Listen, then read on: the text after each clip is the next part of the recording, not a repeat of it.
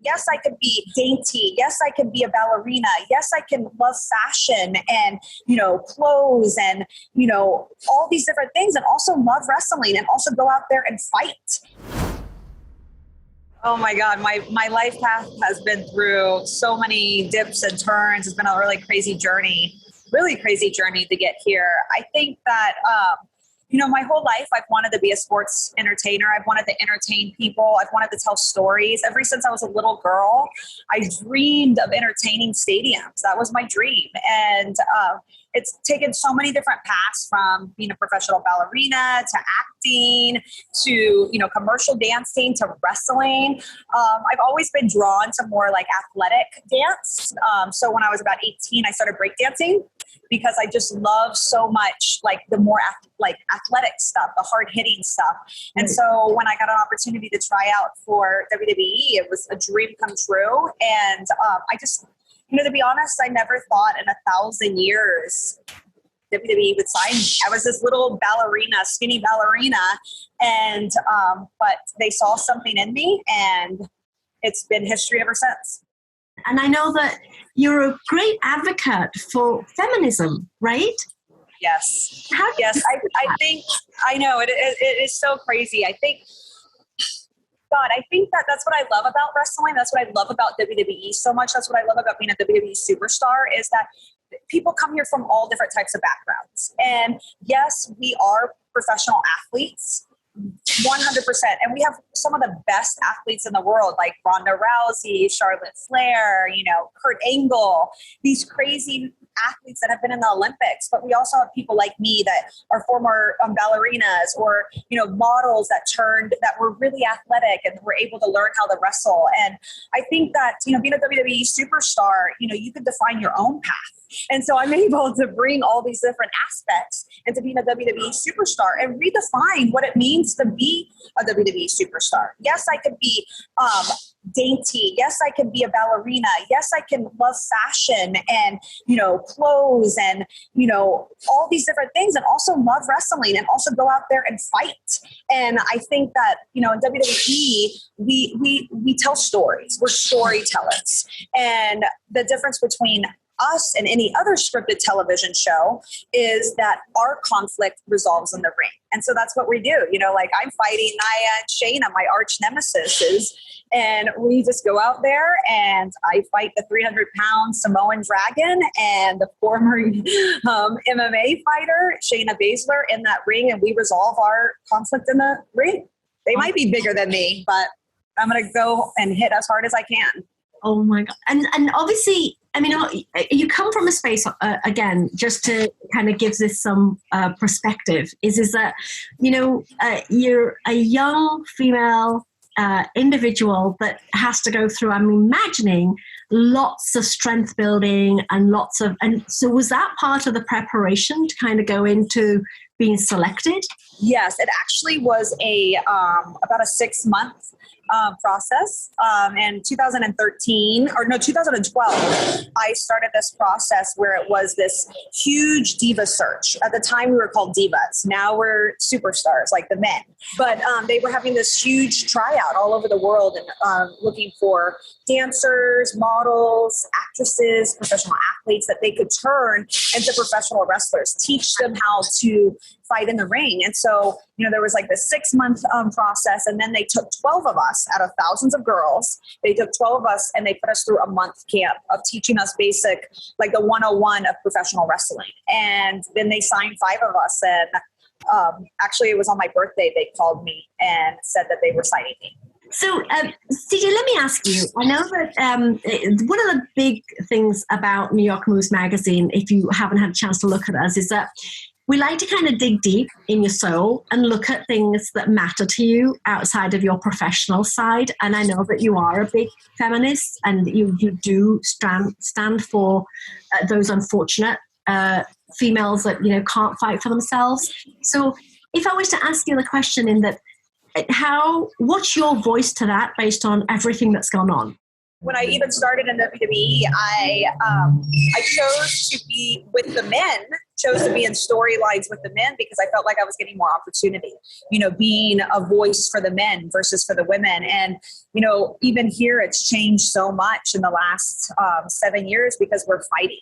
And, we just have to encourage one another. I encourage the women all over the world that, feel like their voice might be heard. And, even if they feel like they're not being heard, I hear you. Many of us hear you. And we have to encourage one another to not give up because, man, is it a marathon, and a lot of times we'll take 5 steps forward and then we take 4 back, but we're still moving forward and we have to find the silver lining. Because if we don't find the silver lining, then we'll just give up and we'll never make change. And I think that's what it's all about is, fighting for inclusion, fighting for diversity, fighting for more representation of every single gender, race, sexual orientation, religion, and we just have to come together and be more loving and be more kind to each other and understand that we really, really need more representation of everything I just said about, it doesn't matter what religion we are. It doesn't matter what gender or sexual orientation, and that we all deserve to have an opportunity. You grew up in the Soviet Union, was that right? Yes. Growing up in the former Soviet Union, Latvia, is really what defined me, to be honest. It taught me discipline. It taught me resiliency.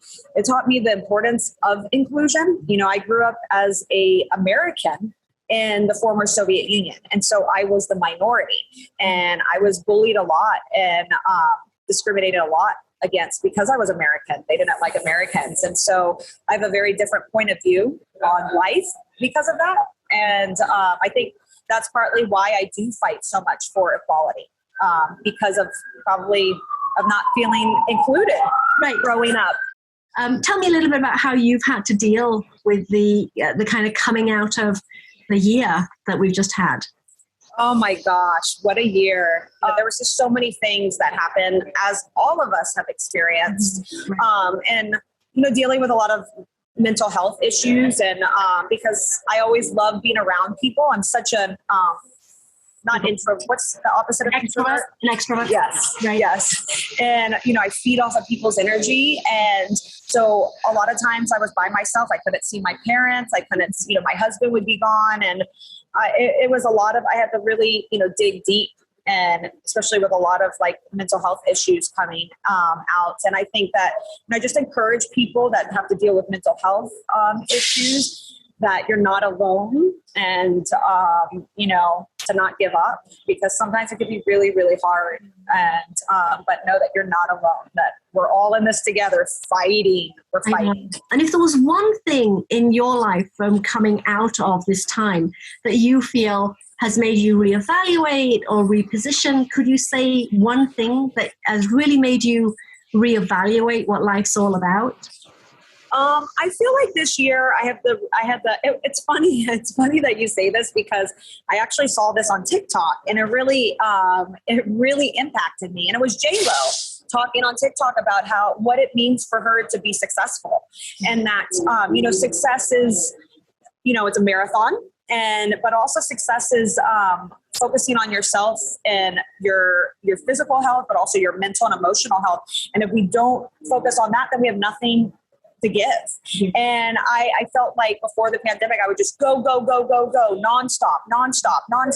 And I never had a moment to reflect on my own health, my own mental health, my own emotional health. And then all of a sudden I had all this time to do that. And it's been a lot of work. It's been hard, but I just encourage everyone to do that. I encourage everyone to focus on, their mental and emotional health as much as their physical health, because, that is vital. Our mind is so, so, so vital. Our mind is vital to our happiness, to our success, to our physical health.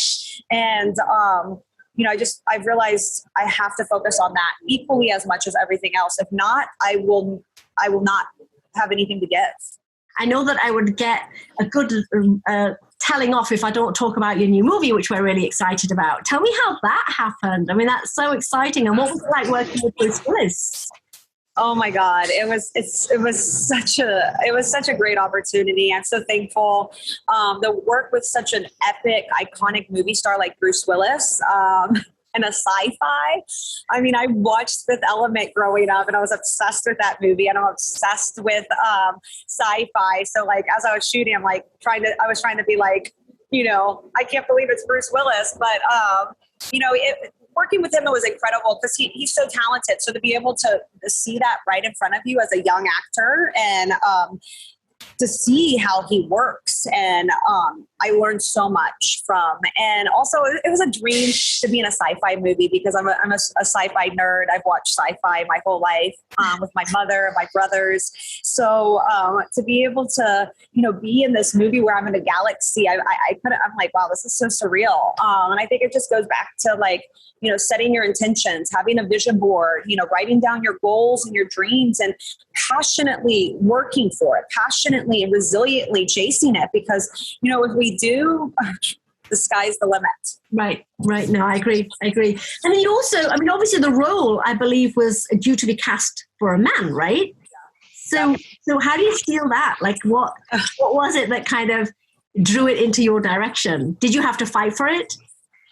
Actually, they wanted me to audition for it. They auditioned me for something else, another role, and then they decided to give this role to me and change it from a male role to a female role. And I mean, I just think that, suits my passion in life so much, because so many television shows and movies I watch, and so many of my favorite characters are played by men. And I've always asked that question of like, I want that role. Like, I want to be James Bond. I don't want to just be James Bond's girlfriend, and that's an example of many. And I think, we just have to keep on, fighting, keep on putting it out there that we can get the same opportunities. And I think more things like this will happen. They'll look at it and be like, yeah, this can be played by a woman. Why can't it be played by a woman? Thank you, New York Moves, so much for having me. I absolutely love shooting with Robert. He is an amazing photographer. It's some of my favorite photos I've done. I hope to shoot with you guys more. And please pick up the magazine and check the issue out.